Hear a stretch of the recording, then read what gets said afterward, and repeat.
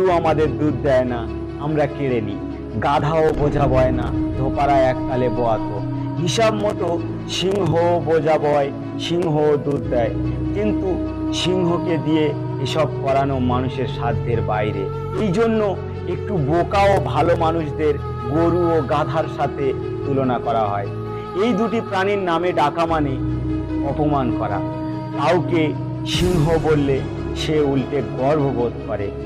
সেই সিংহ যে আজও পর্যন্ত মানুষের উপকারে এলো না, যার সামনে পড়লে মানুষ একেবারে পরপারে চলে যায়।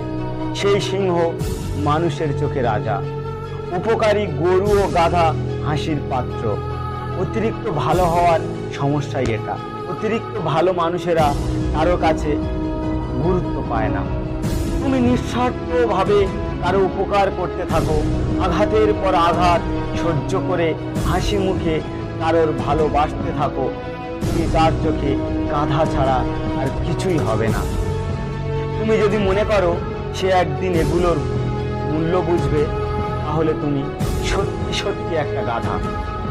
কারো কাছে দাম পেতে হলে অত্যন্ত অত্যন্ত একবার সিংহের মতো হতে হবে।